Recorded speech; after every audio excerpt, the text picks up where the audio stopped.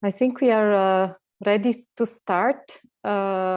Just to inform everyone that the event is live streamed on Facebook, and I'm happy to give the floor to the GANHRI Secretary and Chairperson of the Conseil National des Droits de l'Homme of Morocco, Ms. Amina Bouayash.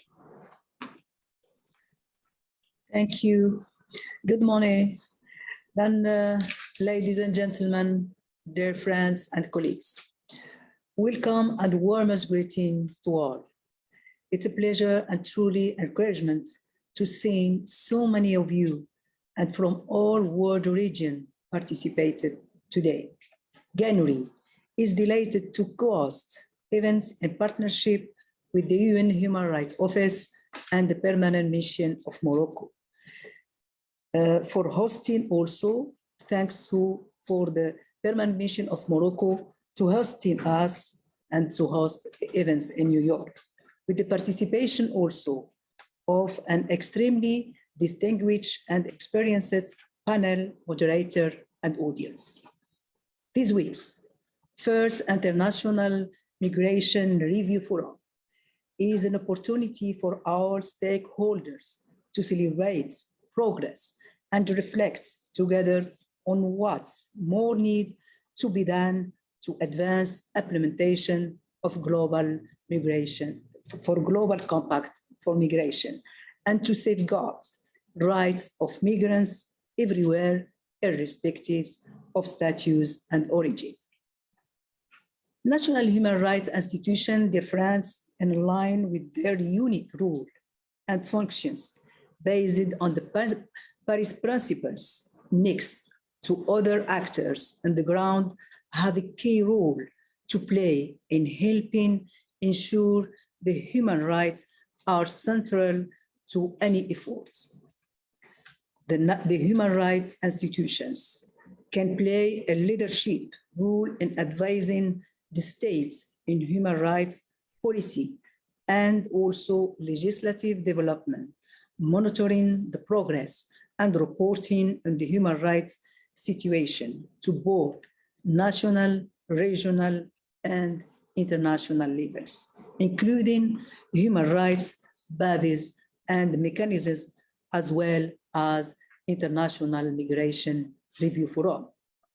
As bridge between rights holders, civil society, and states, the National Human Rights Institution are also working to bring the concerns and insights of the civil society actors and migrants themselves to the attention of the national authorities on a broad range of issues, ensuring that migrants' voices are being heard and experiences from the ground taken into account. Today, global consultation will be an opportunity for all of us to hear experiences from national human rights institutions from around the world in advising implementation of the Global Compact for Migration, and to identify collective migration-related human rights concerns and priorities for our institutions moving forward, both individually and collectively through our GANHRI. I encourage all to actively participate, to share your experiences and engage in the debate. You can engage by raising your hands or through chat box. We have different simultaneous interpretation in English, French, and Spanish. So free to listen to and speak in your preferred language. Many thanks again to all our panelists, moderator, and of course, our co-host and partner, UN Human Rights Office and the Permanent Mission of Morocco. Now, I have the pleasure to give the floor to Mr. Carolina Hernandez, UN Human Rights Officer, Advisor on Migration, and after than to Mr. Patricia Parevana, del Defensor del Pueblo de España. I much look forward to an interactive, fruitful, and aspiring discussion and exchange from all our friends and colleagues around the world. Thank you to be with us today in this important international migration review forum. Thank you very much, Excellencies, colleagues. My greetings go to all our distinguished panelists and guests from around the world who are attending today's event. And my special thanks to GANHRI for organizing today's event and to the Kingdom of Morocco for their generous co-sponsorship. On behalf of the Office of the UN High Commissioner for Human Rights, it is a pleasure to welcome you all today to this side event on the role of national human rights institutions in advancing implementation of the Global Compact for Migration. The vital role by NHRIs has been recognized in the Global Compact, in which member states have committed to ensure their meaningful participation in the implementation, follow-up, and review of the GCM. While states are the primary duty bearers in upholding the human rights of migrants, strong and independent NHRIs have a crucial role to play in addressing the challenges identified in the Compact. The broad human rights mandate of NHRIs allow them, inter alia, to monitor the treatment of migrants in transit, at borders, and in immigration detention, to advocate for an end to the criminalization of irregular migration, to assist authorities to develop regularization initiatives and other pathways that can provide alternatives to precarious journeys, and to assist in the review of national laws and policies that impact migrants. NHRIs also provide critical training and capacity building to improve migrants' access to basic services and justice, and to fight xenophobic violence and exclusion. Effective and independent NHRIs operating in compliance with the Paris Principles play a fundamental role in upholding the rights of all people in their countries, including all migrants, regardless of their migration status. The role of NHRIs around the world is thus key to ensuring that human rights are upheld across all stages of the migration cycle. Indeed, NHRIs are among the UN Human Rights Office's most valuable partners at the country level for ensuring the promotion and protection of the human rights of all migrants, and especially those in the most vulnerable situations. And they have a vital contribution to make in the development and implementation of human rights-based national action plans to implement the Global Compact for Migration. Such implementation plans should be grounded in the GCM guiding principles to ensure an inclusive and participatory process involving all relevant stakeholders, including NHRIs, civil society organizations, and migrants themselves. Implementing the GCM also requires targeted legal and technical support, strengthened capacity building, and monitoring of migration policies and practices, which NHRIs are mandated and well-positioned to provide. Today's side event provides a timely opportunity to share experiences and reflect on the critical role that NHRIs play in the GCM implementation, follow-up, and review efforts. I wish you a fruitful discussion and look forward to hearing from all panelists and participants on how the role of NHRIs can further strengthen. Thank you for your attention.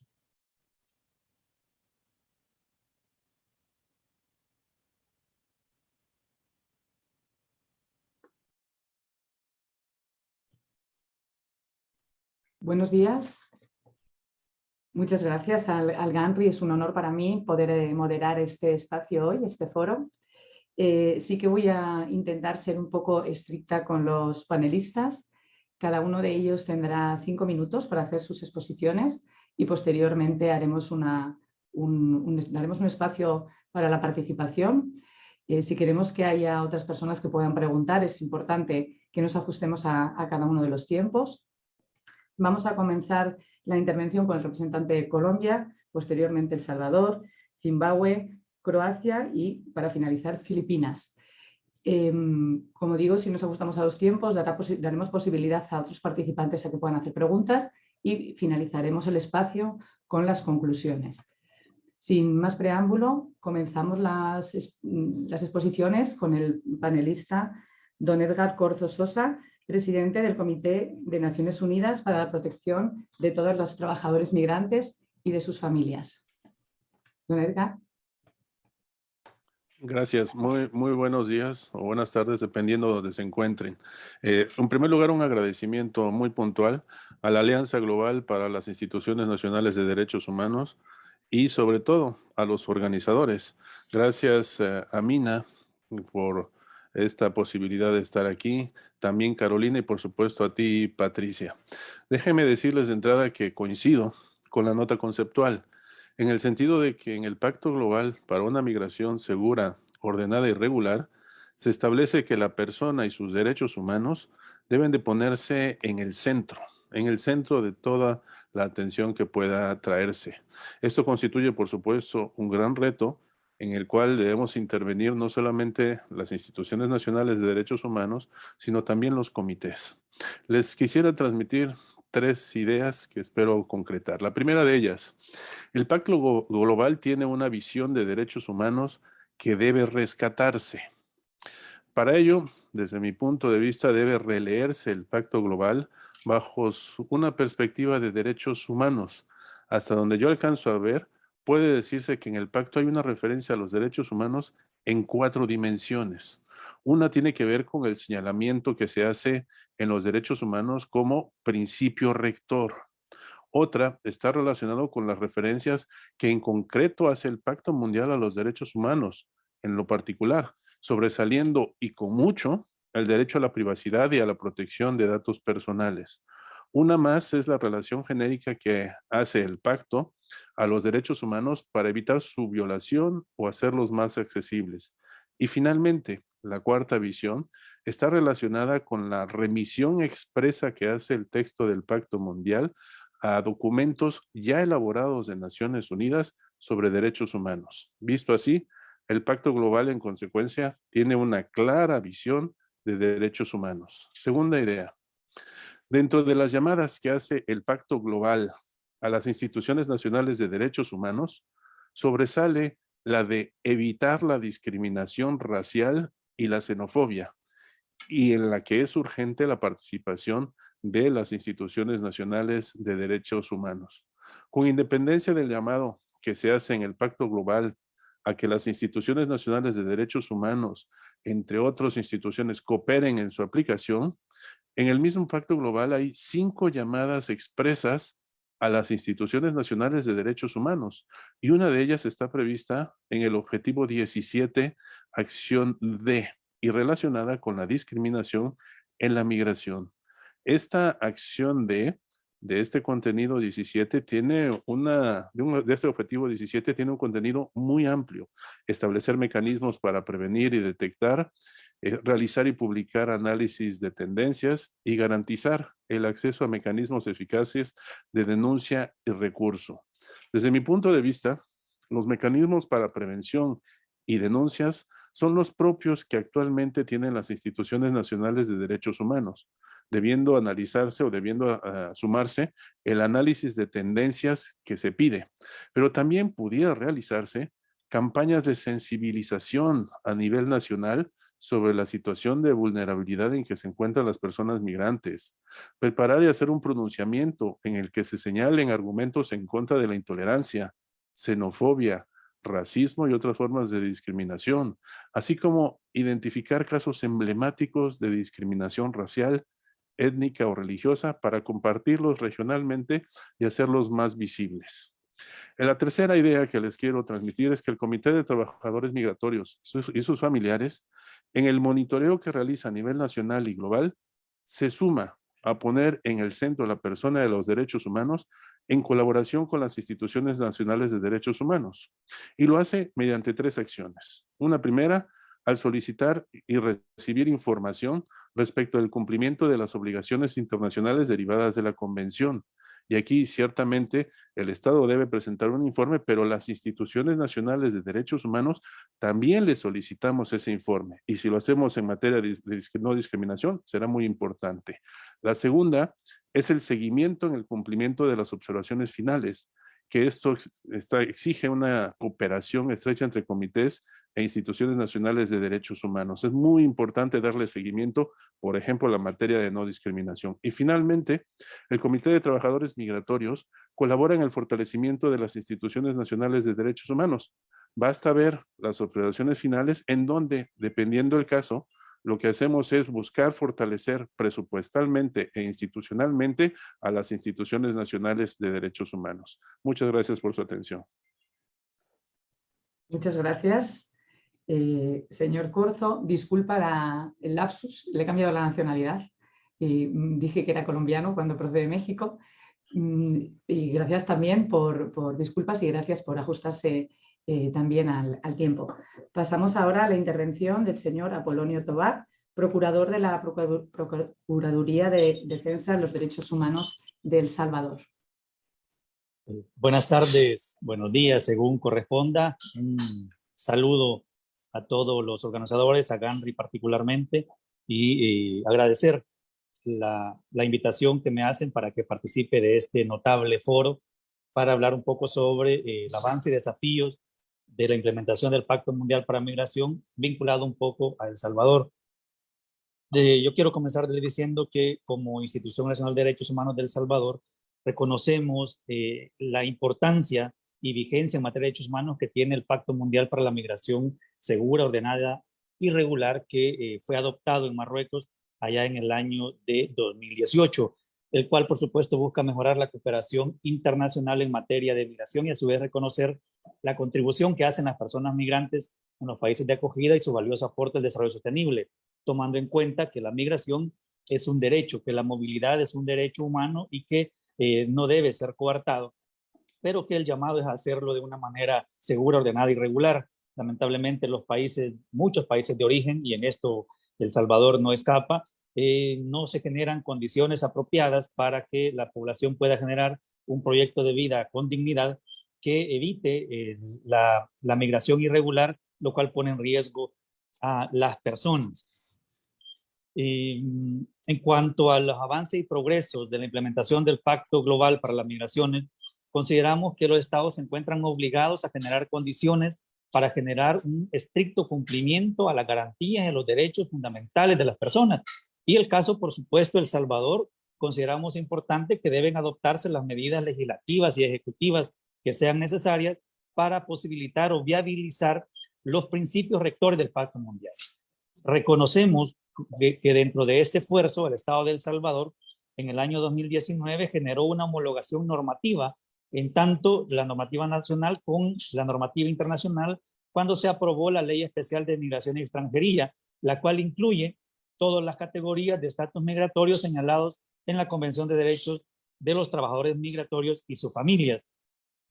Además, como un aspecto importante que resaltar en ese aporte, digamos, de El Salvador de intentar adecuarse al pacto, es que en el año 2021, entre mayo y junio del año 2021, las autoridades de migración iniciaron el proyecto de carnetización para trabajadores de temporada en zonas fronterizas y tránsito vecinal. Esto particularmente en la zona norte de El Salvador, en donde ustedes conocen, luego de una resolución de la Haya, pues se estableció o delimitó un espacio físico entre El Salvador y Honduras y quedó una población salvadoreña en territorio hondureño.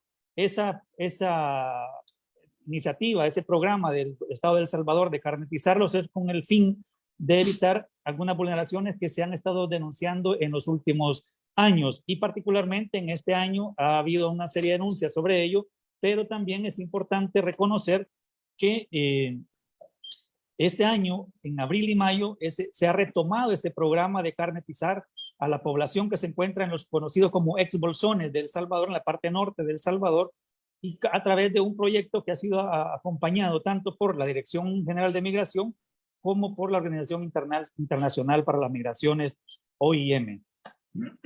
Igual estimamos que uno de los aspectos importantes que resaltar en El Salvador es que se ha llevado adelante el programa de migración laboral. Este es un programa implementado por el Ministerio de Trabajo para intercambio de trabajadores tanto con Canadá y Estados Unidos, lo que está posibilitando que compatriotas salvadoreños y salvadoreñas puedan tener acceso a trabajos en estos lugares de una manera regular.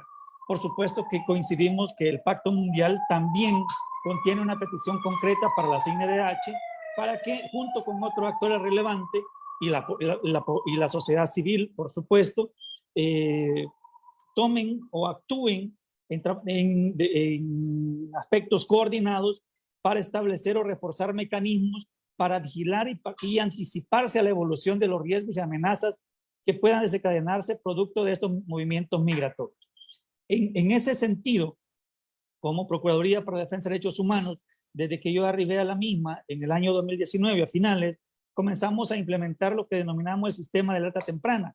Este es un proyecto, un sistema que lo hemos desarrollado con el auspicio de PADF, con la idea de generar los insumos necesarios que nos permitan evidenciar un eventual futuro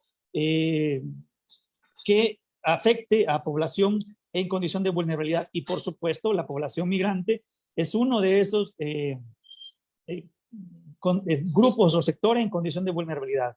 ¿Qué es lo que pretendemos? Ustedes conocen que en Centroamérica últimamente, en los últimos años, se ha dado un fenómeno con la migración masiva o el flujo migratorio masivo, lo que se han denominado las caravanas de personas migrantes que buscan llegar hacia los Estados Unidos, y en ese camino, tanto en Guatemala como en México, en algunas oportunidades han tenido dificultades. Ustedes recordarán un evento en Guatemala en donde fueron reprimidos por fuerzas de seguridad.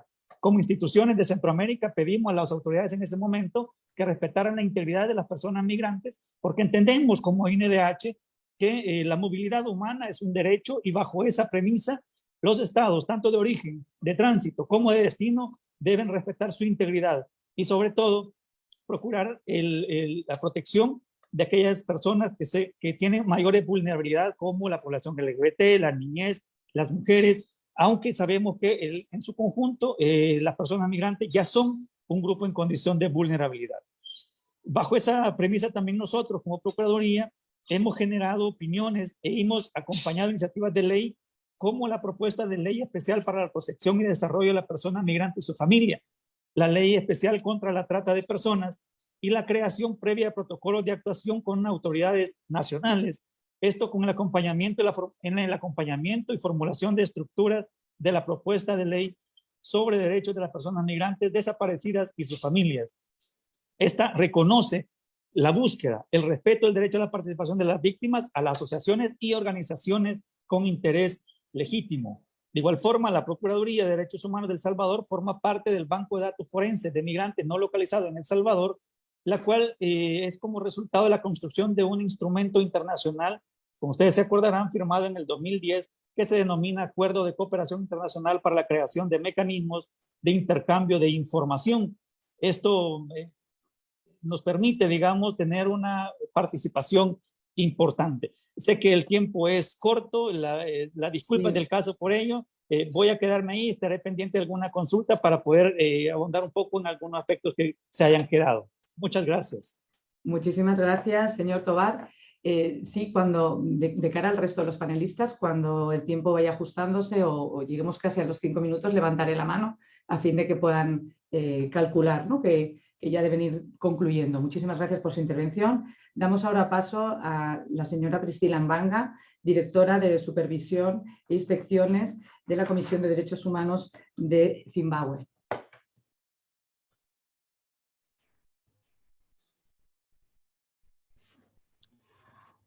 Good afternoon, colleagues, or good morning, depending on where you are. Thank you so much for this invitation to present on the role that we are playing as the Zimbabwe Human Rights Commission in the implementation of the Global Compact on Migration. As a country, we have seen a little bit of progress. There is now a policy on migration, which was adopted in 2020. This policy spells out some strategic areas of focus, including development of comprehensive data on labor migration, and also protection and empowerment of migrant workers. The country has also set up an interministerial committee on migration, which deals with the mandate of migration management, and also the participation of the country in international platforms such as the UPR reporting cycle.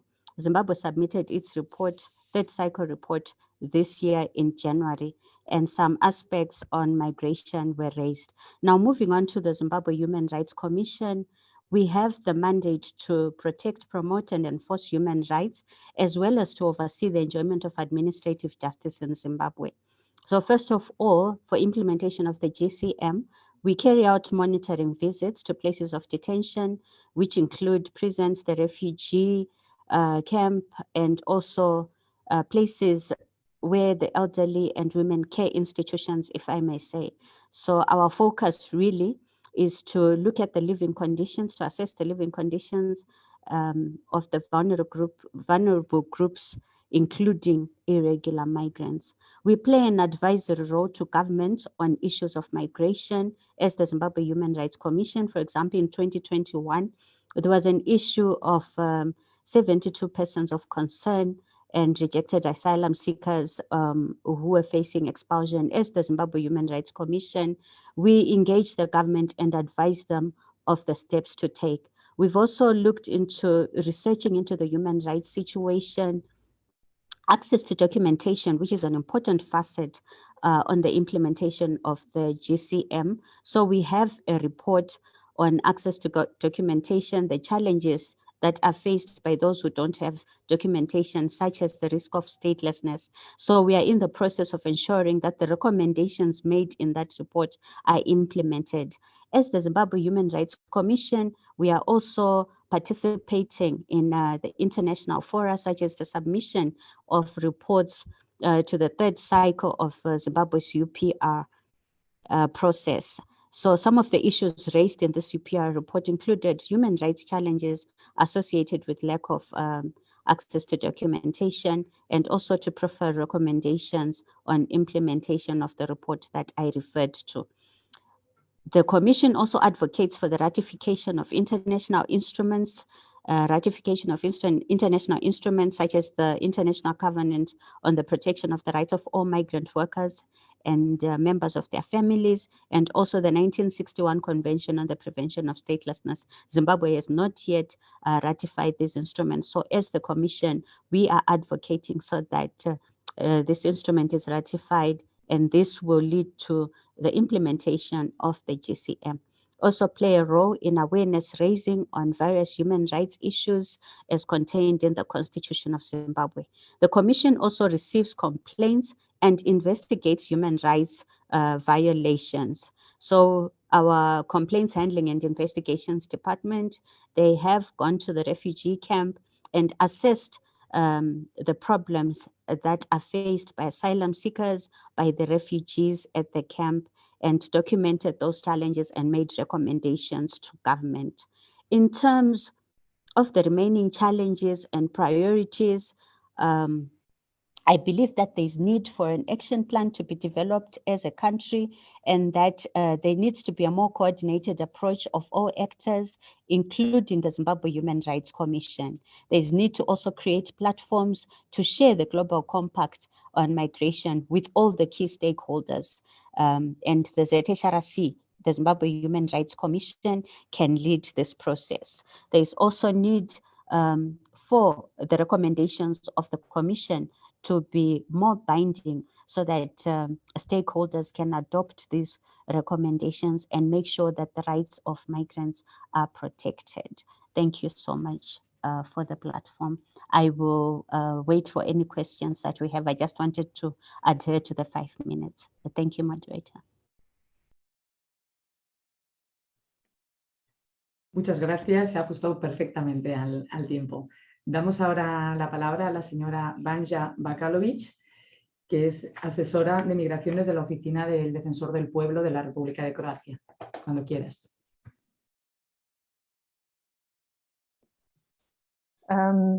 Hello to all. Thank you very much. On behalf of the institution of the Croatian Ombudswoman, it's true pleasure. Nowadays, to present migration for what it is, a source of prosperity, innovation, and sustainable development, takes an effort. We have taken on the task of advancing this narrative and, of course, a human rights-centered approach to migrants. Under our mandates, as a commissioner of the Croatian Parliament responsible for the promotion and protection of human rights and freedoms, an institution accredited as a status A NHRI according to Paris Principles, national preventive mechanism under the OPCAT, and the central equality body, we have a whole scope of powers and duties to advance human rights of migrants. We do so through monitoring, advocacy, capacity building, research, reporting, advice, and handling individual complaints. Recent and still ongoing public health concerns taught us that they can only be controlled if there is an inclusive approach that protects every individual rights to life and health, thus highlighting the need for the provision of basic services to migrants, including health services and adequate accommodation or shelter, clean water, and sanitation.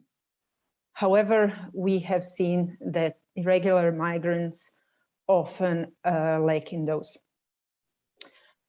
One of our strengths is working closely with civil society and regional agencies and institutions. With regards to advancing the implementation of the GCM, our work with the European Network of National Human Rights Institutions, GANHRI, in particular, its Asylum and Migration Working Group, is crucial. In 2020, GANHRI made written contributions to the regional review of the GCM.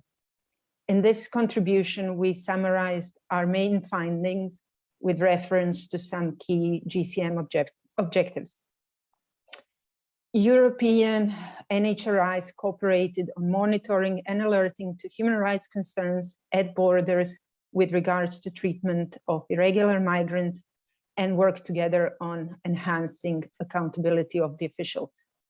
Unfortunately, in some European countries, NHRIs are hampered by state authorities when working on migration and border issues, often in contravention of national legal provisions dictating NHRI's mandate.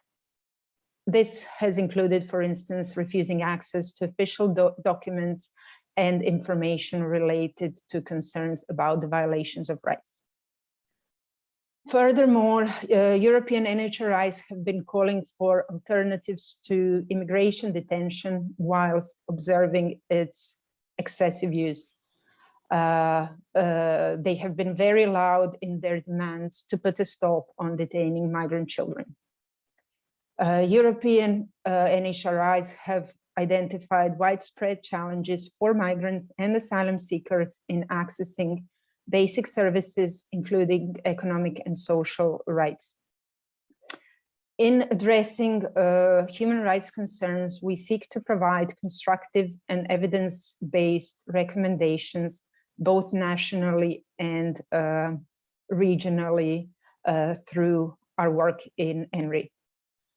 NHRI's important role in advancing human rights has been acknowledged by various international and regional agencies, institutions, and organizations, while the European Court of Human Rights often relies on our findings when assessing specific situations.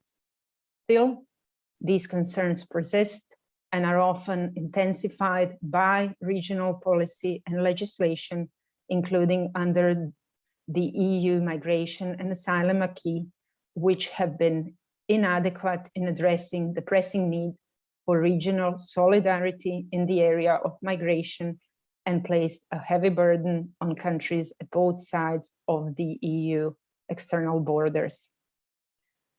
The implementation of the GCM requires common effort and solidarity amongst European countries and a shift in perception viewing migration as one of the main features of sustainable development rather than chiefly a security concern. We need to enhance accountability at borders and in general when managing migration, whilst understanding that in failing to address human rights violations of migrants, we have rule of law concerns that affects us all. Thank you very much. Muchas gracias, señora Bakalovic. Ahora damos la palabra a Jacqueline de Guía, directora ejecutiva de la Comisión de Derechos Humanos de Filipinas. Yes, good day, everyone, to all our partners and colleagues in the human rights community. I am Jacqueline Andeguia from the Commission on the Human Rights of the Philippines, and it gives me immense pleasure to speak on behalf of the CHRP on the roles of NHRIs in pushing forward the goals of the Global Compact for Migration, or the GCM. The first IMRF is a monumental achievement where member states, civil society, NHRIs, and all relevant stakeholders have come together to reflect on the developments of the implementation of the GCM since its adoption in 2018. The CHRP acknowledges that there is still much to be done in providing safe, orderly, and regular migration to all, but we also recognize the tireless work of every stakeholder and the gains made in the past 4 years in the GCM implementation. In the Philippines, for instance, the government, through the Department of Foreign Affairs, has made consultations with national government agencies on the development and adoption of a national implementation plan in which the CHRP actively took part in. The CHRP commends this move, and we are keen on continuing our engagement in the national processes with high hopes that future consultations will be more inclusive with the voices of migrants and their families, as well as civil society heard from the local up until the national levels. The role of NHRIs is inarguably crucial. NHRIs support and monitor the implementation of the GCM through the following. One is to advise state on how to further fulfill their state responsibility to respect, protect, and fulfill the rights of migrants, to engage in consultations with the aim of localizing its objectives, to monitor and assist on cases of rights violations against migrants and their families, promote awareness and positive narratives of the contributions of migrants and their families, as well as submit reports to the UN as well as regional human rights mechanisms, particularly the treaty bodies. And of course, as mentioned a while ago, to assist states in the review of national laws and policies. But NHRIs also face challenges, such as the lack of appreciation of the value of human rights. However, we continue as NHRIs in our pursuit of advocating for the rights of migrant workers as embodied in the Paris Principles in our quest to implement the GCM together with the government. We bridge partnerships between governments and civil society, and we as advisor of government provide valuable measures or recommendations on the implementation of states' human rights obligations in the context of migration. Allow me to share to you as well the CHRP's best practices in continuously fulfilling its mandate in ensuring access to justice for migrant workers and members of their families. This is not an exhaustive list, but they rather highlight the significance of NHRIs, particularly from the experiences of the CHRP in empowering migrant workers and members of their families to advance their rights and in bridging existing gaps in accessing justice. Let me emphasize that the keywords are to bridge the implementation gap. The CHRP, like other NHRIs, have been serving as a bridge between rights holders and duty bearers, between civil society as well as governments. The CHRP, like other NHRIs, work across all sectors and varied stakeholders on human rights protection and promotion. Keeping the Commission accessible to all creates a space where we support the ongoing dialogues among governments, migrant support groups, recruitment agencies, employers, business enterprises, civil society, and most importantly, migrants and members of their families themselves. The CHRP, again, like other NHRIs, provides a safe space for communication and collaboration, dispute resolution, as well as access to justice. The Commission has established a Migrant Rights Observatory in the previous years, and this observatory established a systematic rights-based reporting, monitoring, as well as evaluation system, or RMES, on government compliance with laws, regulations, as well as conventions. It enables overseas Filipino workers to report violations of or failure to protect their rights by state and non-state duty bearers through information technology as well as social media. And it builds the capacity of civil society organization partners as well as CHR personnel. And then finally, it forges partnership with CNF and relevant NHRIs in key host countries to monitor compliance to obligations of duty bearers to migrant workers' rights. Other efforts so far include, for example, consultations that have led to the issuance of a baseline study on the situation of overseas Filipino workers.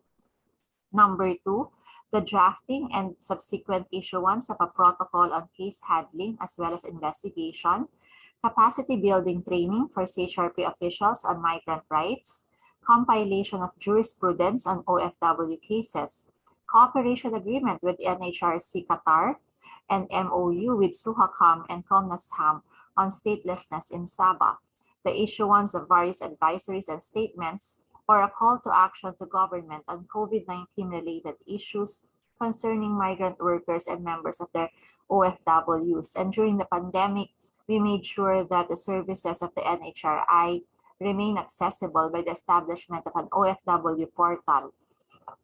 NHRIs are partners in the GCM implementation process, and we look forward to continuing this engagement with all stakeholders. The CHRP recommends finally that our role and contribution to the GCM implementation process be reflected throughout this international review. Thank you very much.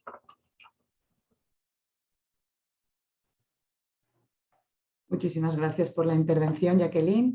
Muchas gracias a todos los panelistas por las aportaciones tan valiosas. Si les parece, ahora abriremos un turno de palabras para aquellos que quieran intervenir, que estén escuchándonos. Pueden ir levantando la mano o enviando sus preguntas a través del chat. Tenemos aún 10 minutos más o menos para posibles intervenciones. Pueden consultar a los panelistas o bien hacer intervenciones y dar sus opiniones. Y luego concluiremos en los 10 minutos finales. No sé si hay alguna pregunta, como no veo a todos los asistentes al mismo tiempo. Preguntas y respuestas, ¿tienes dos? Por favor, la traducción de la pregunta al señor Procurador de Derechos Humanos de El Salvador. ¿Cómo puede El Salvador colaborar?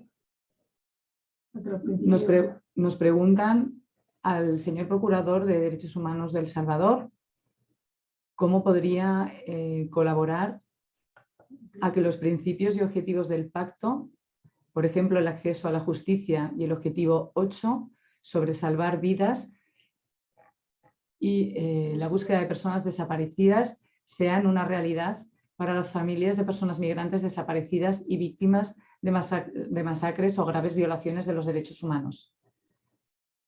Muchas gracias. Señor Tobar. Hola, sí, hola. Nosotros como Procuraduría siempre hemos estado acompañando todos los esfuerzos de los colectivos de sociedad civil que promueven la reparación, digamos, el reconocimiento y reparación de las familias que han tenido lamentables sucesos como el ocurrido en 2010 en Tamaulipas, en donde un centenar de personas fueron asesinadas, ¿verdad? Cuando se dirigían hacia Estados Unidos. Igual hemos dicho anteriormente que como Procuraduría de Derechos Humanos somos parte del Banco de Datos Forenses de Migrantes No Localizados de El Salvador, y esto lo hacemos con la intención de acompañar las búsquedas que están realizando todas las familias de sus cercanos que han fallecido en el trágico camino hacia los Estados Unidos. Recientemente hemos acompañado una caravana que se realizó en México para visibilizar un poco la necesidad que los estados se comprometan con que las familias de estas víctimas tengan acceso a la justicia y, por supuesto, tengan una reparación sobre el daño causado. Eso también lo reiteramos en un comunicado que recientemente publicamos El Salvador, Honduras, Guatemala y México sobre esta temática, ¿no? Entonces, la Procuraduría de Derechos Humanos tiene una unidad, un departamento de migrantes que es con la que abordamos directamente la problemática. Estamos intentando tener coordinación o trabajo coordinado con Dirección General de Migración y la Oficina de Atención a Víctimas Migrantes para verificar el abordaje que se da a las personas retornadas en El Salvador.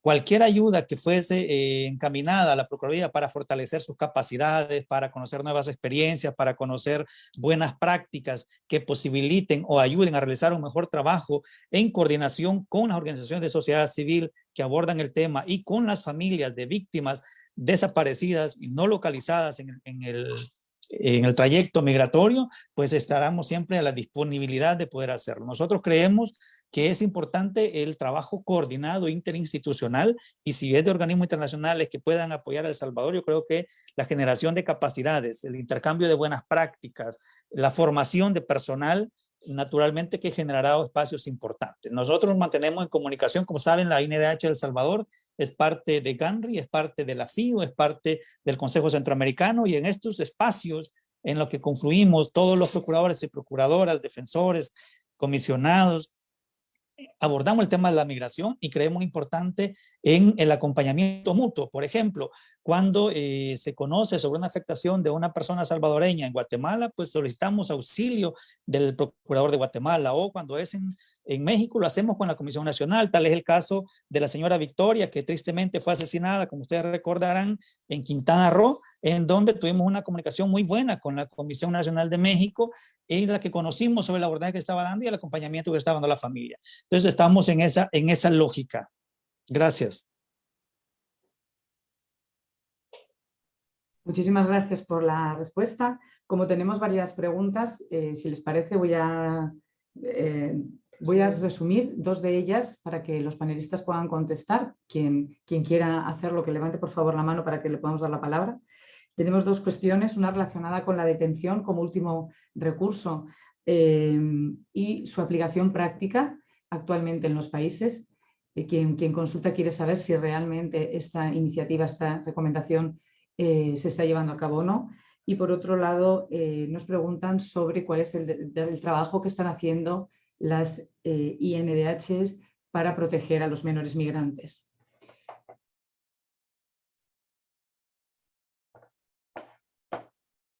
Señor Couso, adelante. Sí, muchísimas gracias. De la primera pregunta, nada más quisiera yo señalar en cuanto a la detención como una acción de último recurso.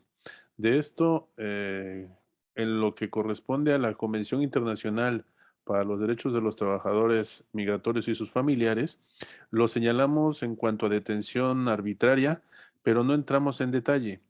El pacto, en cambio, sí entró en más detalle y pone, por supuesto, este estándar que es muy importante de último recurso, la detención. También el pacto habla de alternativas a la detención. Con esto quiero decir que nosotros desde el Comité de Trabajadores Migratorios llevamos a la observación general número 5 este estándar establecido en el pacto global de que sea de último recurso la detención y que haya alternativas a la detención. ¿Esto qué va a implicar? Que nosotros, al hacer el diálogo constructivo con los estados parte de la convención, uno de los aspectos en los cuales vamos a insistir, y lo tenemos en términos generales, pues es precisamente de la detención como último recurso. Y tomando en cuenta que aquí lo estamos haciendo valer desde el pacto y con nuestra observación general número 5. Gracias. Muchísimas gracias. No sé si hay algún otro penalista que quiera intervenir al respecto.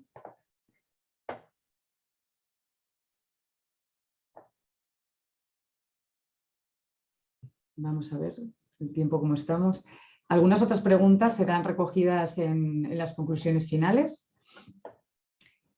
Si no hay ninguna otra intervención, le cedo la palabra. ¿Dónde está esto? ¿Cómo se llama?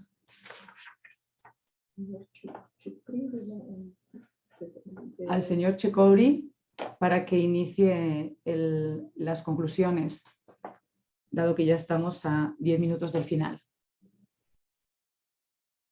Señor Chekouri, cuando quiera.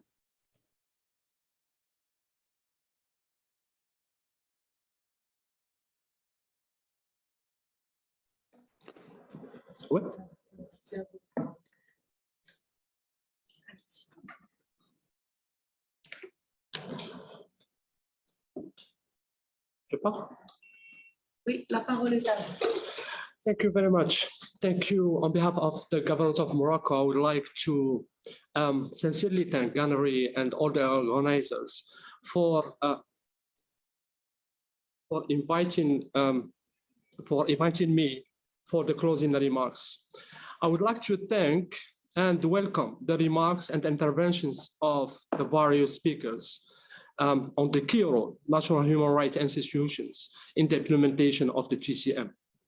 Grassrooted by essence, these institutions fully embodied the spirit and the letter of the GCM as pan-governmental and pan-societal process. In fact, we could not make the compact successful without them. The GCM places respect for dignity of migrants at the forefront. Migration governance goes hand in hand with the preservation of fundamental rights and respect for human dignity of all migrants, regardless of their status. The interventions we have just heard are the life testimony of the human rights institutional role in a good implementation of the GCM specifically, but also all international norms, directly or indirectly related to migrants. Human rights institutions continue to advocate for the highest standards in terms of respecting and protecting migrant rights. Human rights institutions continue to play a key role in the implementation of these national and regional regulations. The human rights institutions also continue to shaping good practices in the implementation of the GCM objectives. Human rights also institutions continue to build networks of NGOs acting in the field of protection of migrant rights. And finally, also human rights institutions has a key role in terms of correcting the misperception related to migrants. Actually, Morocco's experience and the role played by CNDH is a concrete testimony of all what has been mentioned. CNDH has a constitutional and independent human rights institutions contributed to shaping and implementing Moroccan migration and asylum policy since its inception in 2013. Morocco welcomes this interaction and calls for a multiplication of these initiatives at the national level of all those who feel concerned by the implementation of the Global Compact. Again, and thank you for your contributions, and thank you for the opportunity to participate in the closing of this side event.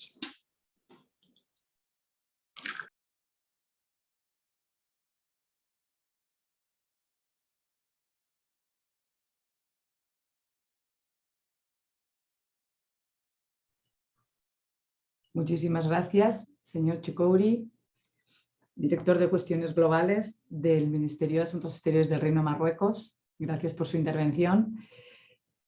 Para finalizar, voy a intentar resumir algunas de las cuestiones muy brevemente. La verdad es que nos estamos ajustando muy bien al tiempo, lo agradezco enormemente. Espero que las cuestiones que hayan podido quedar o bien en el chat o en las preguntas las recopilemos posteriormente o puedan ser respondidas por otros canales.